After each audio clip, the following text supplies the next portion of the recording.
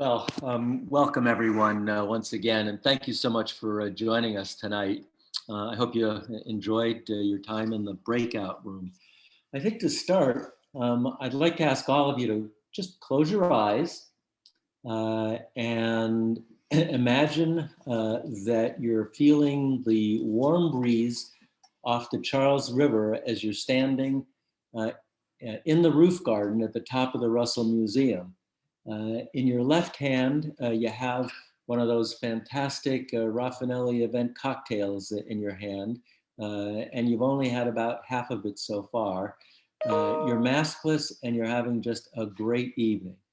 So that's what we would be doing if it wasn't for the pandemic, and I hope that we're going to be able to return to that very soon.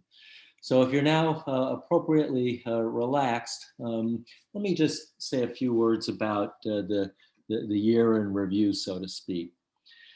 I know that you've all faced so many challenges and stresses that the pandemic has brought, and so there's really not too much more for me to say about that. But I do want to express my gratitude to the care teams across all of MGHfC. They met the challenging, scary, and stressful times head on, while at the same time continuing to provide unparalleled patient care in this unique situation, not only for pediatric patients, but also for adult patients as well. We learned a lot about this novel infection, how to control it, how to anticipate and treat the complications of it, how to recognize and treat the brand new conditions that have occurred as a result of it, including MISC, or multi-system inflammatory syndrome in childhood. There still remains an urgent need to fully understand how COVID-19 affects children, and this continues to be one of our very highest research priorities. In response to this need, we've established a multidisciplinary team to build the COVID-19 pediatric biorepository, which will permit us to do even higher level research going forward. With this biorepository, we'll be able to answer key questions about the unique child immune response to COVID-19 infection and gain new insights into MISC. Pivoting away from the pandemic, I also want to acknowledge that over the past 18 months, there have been many transitions taking place at the MGH and MGB. And we're looking forward to working with new leaders, both in our hospital and in our system. And as you know, one of those changes is just the change of name, where we've gone from the Partners Healthcare System to the Mass General Brigham Healthcare System. Mass General Hospital for Children has a unique role to play in our system, and we look forward as well to continuing to make a significant contribution to the mission of healthcare at Mass General Brigham. And I'd just like to conclude before I introduce Dr. Madhavan with a little bit about the coming Storybook Ball this fall. So as we in Boston and all across the country gradually emerge from this isolated and quarantined existence that we've been living for more than a year, we can begin to breathe a cautious sigh of relief. Sadly, we know that this isn't the case for everyone around the globe. We continue to proceed with caution with regards to the event in the fall, but we look forward eagerly to gathering safely in person with hospital leadership as well, working with hospital leadership, and as well abiding by all government restrictions. As members of the Storybook Ball Committee, sponsors, and donors, I promise that you'll be the first to know about any updates for our plan for the event this fall. And so now it's my privilege to introduce Dr. Vandana Matavan to you. I can only say that when it comes to multitasking and being multi-talented, Dr. Vandana Matavan is in a class of her own, and it's clearly an honors class. She's a pediatric infectious disease specialist, and she's the clinical director and physician quality champion for our pediatric ID division. She also attends on our hospitalist service and sees patients as a primary care pediatrician at MGHfC. And finally, she's also a leader in our medical education efforts, serving as the director of the Harvard Medical School Pediatric Advanced Clerkship at MGH. And she's very active in resident and fellow education as an advisor, a coach, a core faculty educator, and a member of multiple committees. So please join me in welcoming Dr. Vandana Matavan. Vandana, it's over to you. Thank you so much, Dr. Kleinman, for that really kind introduction. Thank you also to Dr. Goldstein and the Storybook Law Committee for all of your support. I'm honored to be with you virtually today and talk a little bit more about our division of pediatric infectious disease, as well as share a little of my MGHfC and pediatric ID story. I say story because they really are inextricably linked. The summer before my senior year at Harvard, I started my honors thesis research in Steve Calderwood's lab here at MGH. He was the ID chief before Rochelle Walensky was actually a fellow at the time.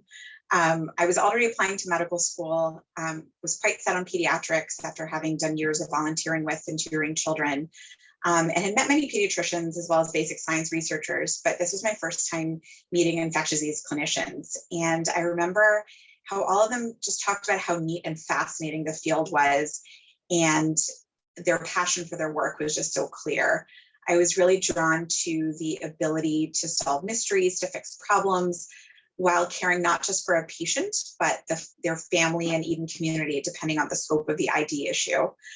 I went closer to home for medical school at the University of Virginia. I'm from the DC area, and highlights there in my ID journey was learning from many master ID clinicians, doing ID electives there, and actually back here at MGHfC, it was where I first met my now colleagues, Mark Pasternak, Shaw Warren, and Jason Harris. I also spent time exploring global health in Australia and Brazil, and just really learned more about the potential impacts of a career in infectious disease. I came back to Boston for good for my pediatric residency and chief residency here at MGHfC. I did my pediatric ID fellowship across town at Children's, explored work there with underserved communities, looking at vaccine uptake in diverse populations north of the city, also did work in Cambodia. But this entire time, MGHfC was the figurative family where I found support for my post-training career decisions. Also a pediatrician, we met on Allison 17 during residency. And I always joke that we're doing our ongoing continuing medical education at home as well with our two boys, Raj and Jay, who are 10 and almost 8. And I'm just delighted to be part of the pediatric ID division I rotated with nearly 20 years ago.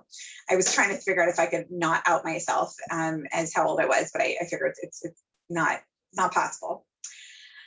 So shifting a little bit, I just wanted to talk a little bit more about the scope of our work within pediatric ID. Our work really spans a broad range of activities. We provide in-person consultation for inpatients, for children on the general pediatric floors on Allison 17 and 18, the PICU and the NICU, the well baby nurseries, the special care nursery, the emergency department, all at MGHfC, as well as in-person consultations at Mass Eye and Ear and at the Shriners Burn Hospital across the street. We might be asked to answer a relatively straightforward question regarding bugs and drugs. For example, the best antibiotic for a particular bacterium in a clearly identified infection in a child. Or we might be asked to start a really extensive investigation for a possible infection in a child who has had unexplained prolonged fevers, really delving into this, into the story of their exposures, their travel, their contacts, what they've eaten, what they've touched, what they've done. Some of the children we care for are previously healthy, and this is their first exposure and touch point with the medical system as an inpatient. Others have had multiple medical or surgical issues that have become complicated by infection. And so where we take care of children really varies, and the kinds of children we take care of vary as well.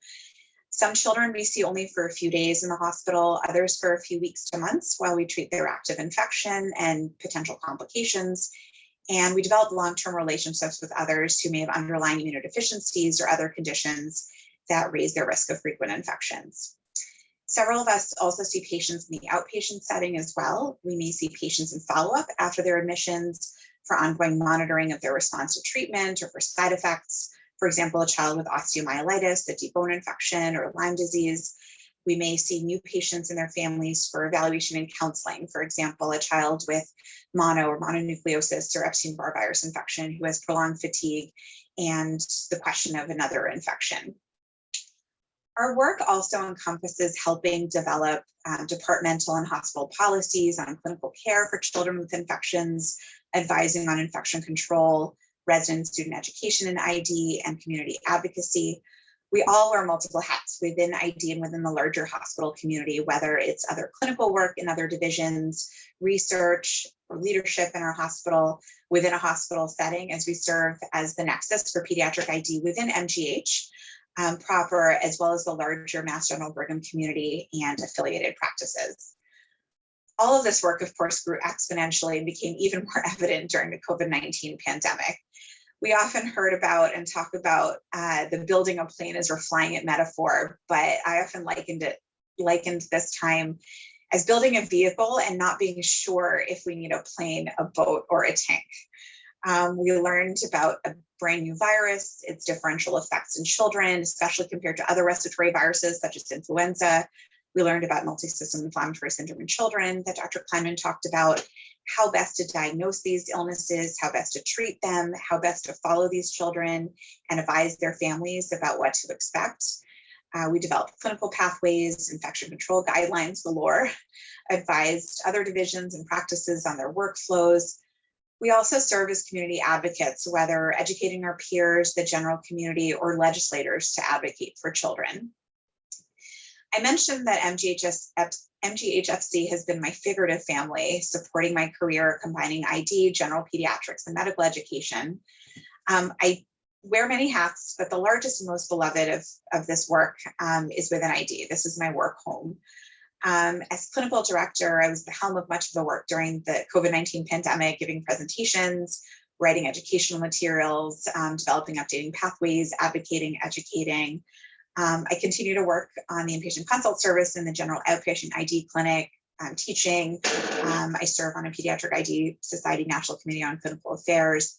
Other work that I do is I have a separate tuberculosis clinic through the Department of Public Health up in Salem.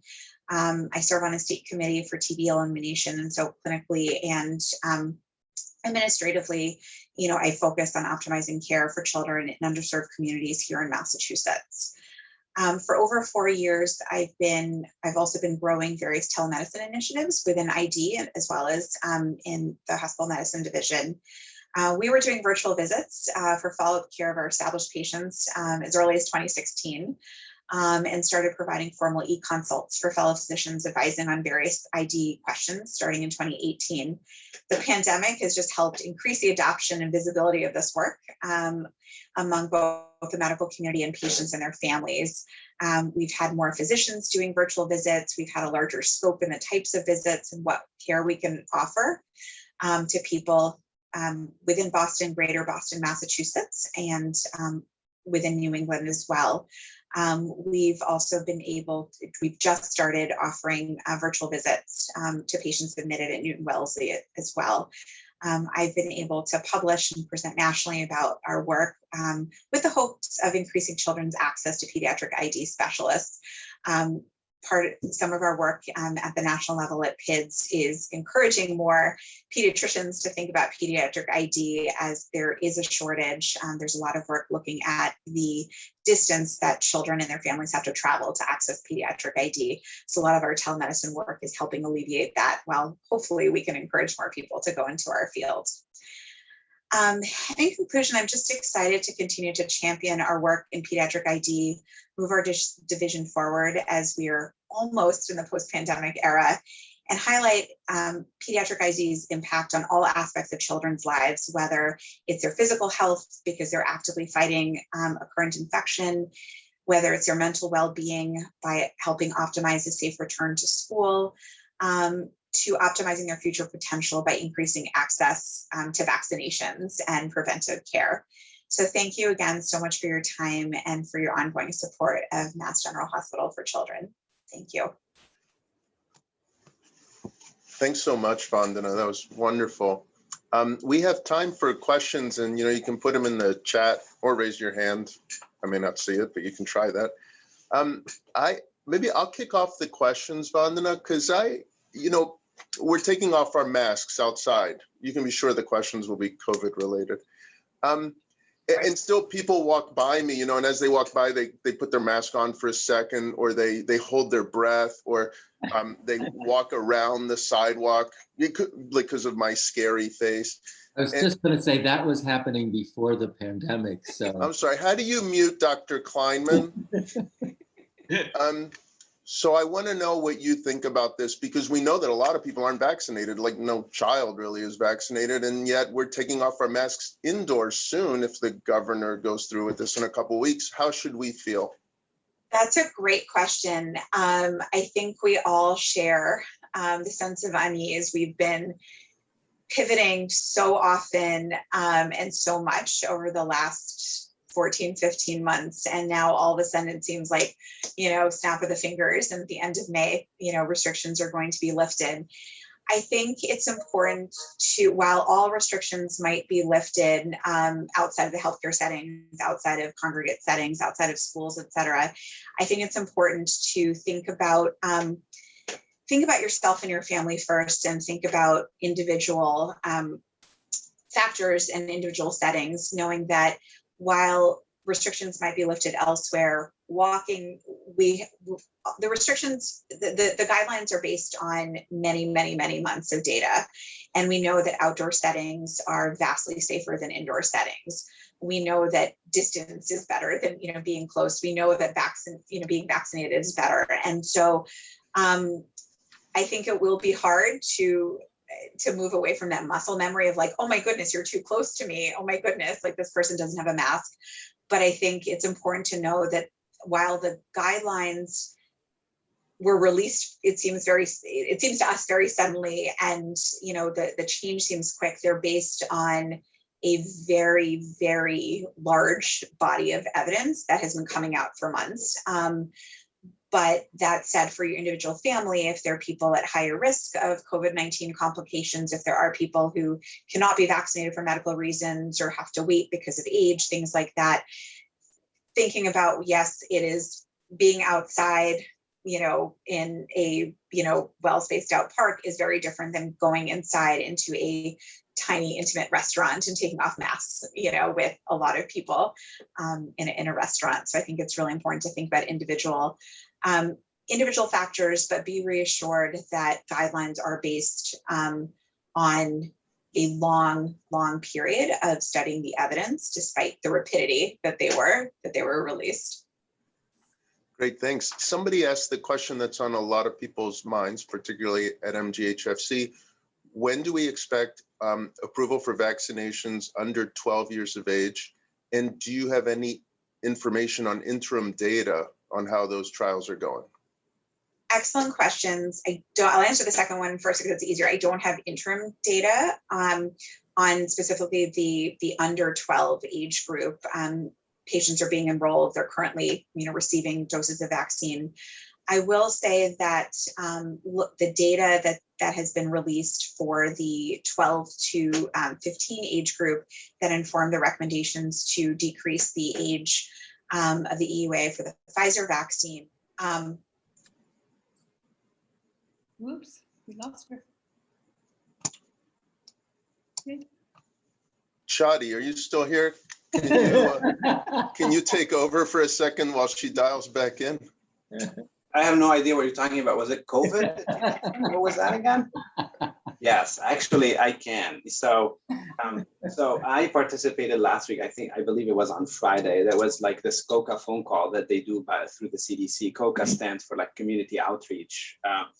And they did present some very nice and compelling data about the actual numbers, studies that Pfizer has completed to lean on before sort of, shrinking down the age from 17 to 12. And their data basically shows very safe and effective vaccines. And they did actually show that the most common side effect was basically local reactions. They did not see any anaphylaxis. And through studies of serology, so when you get a vaccine, your body recognizes that part of the vaccine or the protein that gets, in the case of messenger RNA, the protein that gets actually produced after the mRNA starts putting those small amino acid molecules together and showing up the molecule on the surface of your muscle cell. Those antibodies basically were high enough, actually they were higher than the adult levels. So, they are safe. And, through those, antibody studies comparing to adults' antibodies and efficacy all the way down to pediatrics, they're going to be super effective. There were also, Vandana, I was, telling the group, there were also some reason to believe that, they're going to be a little bit more efficacious than they were in the adult group. No, thank you. I think Shadi and I have worked together for enough years that you read my mind. That's exactly what I was starting to say. And I'm sorry, I realized I have my charger in my computer, but forgot to actually plug it into the wall. So sorry for that rookie mistake. Has happened more often than you would think, but I'm just going to mute myself. Otherwise, I'm going to say something else. For those of you who don't know, that's Dr. El-Salibi, one of Dr. Madhavan's partners in infectious disease in pediatrics. Thanks, Doc. No, thank you for pinch hitting. I was just going to say, I think in terms of the timing, because we know from 12 to 15, they showed a higher antibody level. There is thought that the younger kids are going to have even higher antibody levels with the regular dose. Remember, the 12 to 15-year-old recommendation is still the same adult dose at a 2-dose series. So it is possible that recommendations when they come out for younger kids might be broken down a little bit further, not just blanket 6 months to 11, but maybe 6 to 11, 2 to 5, 6 months to 2 years. It might be a little different because we may realize that a lower dose is sufficient to provide a robust enough immune response. And then, of course, questions on everyone's minds is like, how long does this protection last? Will that protection be longer potentially in children who have more robust antibody responses? Might they need fewer boosters than adults might need? And that data is also being studied as well, since we are now, even those of us who are, who got vaccines, when they were first released, let alone people who got vaccines in the initial clinical trials, we're already, approaching, 5 months, from our first dose. And so, we're getting more and more data about the longer term protection from these vaccines as well. Thanks, Vandana. One thing I would add, Allan, and the group is that, I participate in RSV vaccines through Pfizer, and this is a bit of an inside information here. So the person that I work with through Pfizer tells me that, before the end of the summer, hopefully the younger age group so the EUA may be applied before the end of the summer. So fingers crossed, I think everybody should get vaccinated. Yeah, we were, the announcement for 12 to 15 came a little earlier than people were thinking. We were thinking closer to the end of the school year. And so we're hoping before the start of the next school year, younger kids can at least start getting their vaccine series. The trials do include neonates, by the way. So, this is going to be good across the spectrum. And, between Moderna and the Pfizer vaccines, I think Moderna has a lot more mRNA packed into the lipid molecule. So, yeah, I do second Vandana's thoughts here that maybe even perhaps Moderna's half dose would be enough for the younger age groups. Thank you very much for that. We have 5 minutes left. I'm going to ask one more question, and then we'll just have quick closing remarks. I'm curious. Well, Jono just asked a question, and he trumps my question. Sorry for the use of the word trumps. Is there some historical reason that testing was 12 and up initially? Why wasn't it 8 and up or 6 and up? It's typical that Jono would stump the panel. Yeah, no, that's a great question. Often age cutoffs, split prepubertal and pubertal children to think about, because we're thinking adolescents are going to be more likely to respond similarly to adults. And so often 12 is used. Then you say, why not 13? Why not 11? 12 is a nice round. It's a dozen, you know. But it often is split like that, prepubertal and pubertal. So. And I guess my question is just if you can give a brief answer to this. We're all worried about what the future holds, and this maybe concern that this will be an annual event. And my particular concern is that over the course of a year, will we be in a situation like influenza where the variants aren't just variants, but they're actually really different and now need a brand new vaccine every year? Can you comment on that, or is this a totally different virus and not relevant? It's different enough that it's something definitely to think about, because we are seeing variants. It's not that we see SARS-CoV-2, the same SARS-CoV-2 that was first identified in China at the end of 2019 is not the only SARS-CoV-2 that we're seeing now across the world. So it's definitely something to think about. But we do have data already from the current vaccines that are out there that they are effective against many of the variants. And given that, you know, that the spike protein seems to be more conserved, and the same across these variants implies that these vaccines are not necessarily going to be fully effective, but effective therapies. It's definitely something to think about. We do know that some of the monoclonal antibody therapies that are targeted against some of the core parts of SARS-CoV-2, the virus that causes COVID-19, are not as effective against some variants. And so, you know, that is something to think about, that it's all pieces of this. You know, what are we seeing? Are we, you know, right now, our diagnostic capabilities, you know, are the same to, you know, identify that SARS-CoV-2. There's obviously additional work to identify the variants, but we might have different answers about whether the same vaccines we use now are able to be used versus the same therapies that we have now are able to be used. So a very, very general and vague answer to a lot of great questions that are, we're going to have more data as months go on. Thank you very much, Vandana. And Shadi, thank you also for your input. We have 2 minutes left, and so I'll just close with a few comments. As you've heard, it looks like COVID is mostly in the rearview mirror, and the future looks so much brighter. And through everything that we've been through at the hospital over the last 15 months, our nurses and doctors and everyone at MGHfC has continued to do what they do best, and that's to provide outstanding and personalized care for children and their families. Unfortunately, it's likely we'll face other health challenges in the future, but at least we all know that MGH and MGHfC will always be here. We definitely hope to see everyone again and celebrate the 22nd annual Storybook Ball together on Saturday, October 16th. And we will share more details on those plans for that event in the coming months. I want to give a huge thank you to all the sponsors and guests for joining us. We are so deeply grateful for your support, and I hope that all of you have a wonderful rest of the evening.